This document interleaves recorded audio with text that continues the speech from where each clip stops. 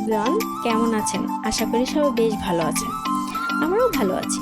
আজকে ইয়ামি রান্না হবে। আজকে হবে ভেজ ডাল। তো এখানে সবজিগুলো কাটা হয়ে গেছে। আজকে রান্না কচু শাক হবে, একদম নিরামিষ। এমন করে কচু শাক কার কার ভালো লাগে সবাই প্লিজ কমেন্ট করবে। কচু দিয়ে দুইটা রেসিপি। আজকে কচুর রসা হবে। তো এখানে সবজি কেটে নিয়েছি, ধুয়ে নিয়েছি। আর রসার জন্য লাগবে হচ্ছে ডাল। ডালটাকে বড়া করে দিবে।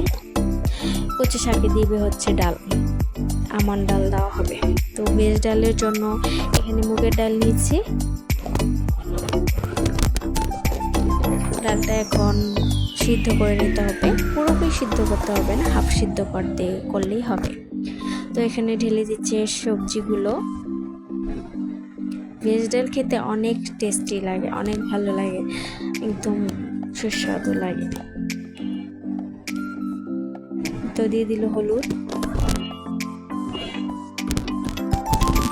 এখন নাড়াচাড়া দিয়ে ভালো করে হলুদটাকে মিশিয়ে নিচ্ছে।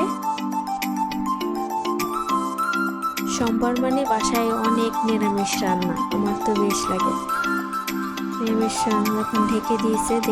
দেখতে পাচ্ছ যে সবজিগুলো সিদ্ধ হয়েছে কিনা, এখন দেখে নেবে।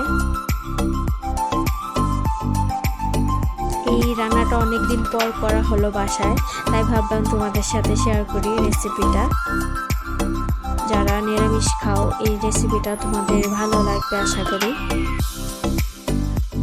দিয়ে দিচ্ছে জল, সিদ্ধ হওয়ার জন্য সামান্য জল দিয়েছে যেন ভালোভাবে সিদ্ধ হয়ে যায়।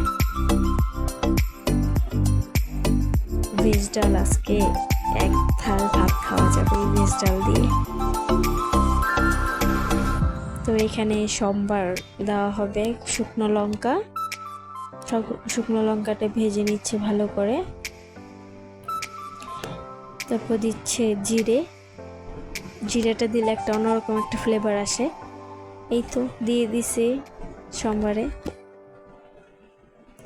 এখন নাড়াচাড়া দিয়ে নামিয়ে নিবে। এটা রুটি দিয়েও খাওয়া যাবে, ভাত দিয়ে তো খাওয়া যাবেই, রুটি দিয়েও খাওয়া যাবে।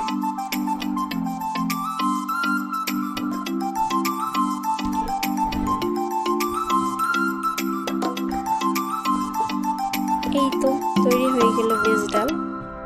একদম অল্প উপকরণে ঘরে থাকা জিনিস দিয়ে তৈরি।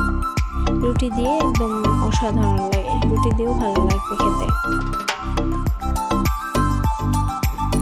তো এই তো ফাইনাল লুক, রসা হয়ে গেছে ভেজ ডাল, কচু শাক। এই ছিল আজকের ভিডিও। সবাই ভালো থাকবেন, সুস্থ থাকবেন।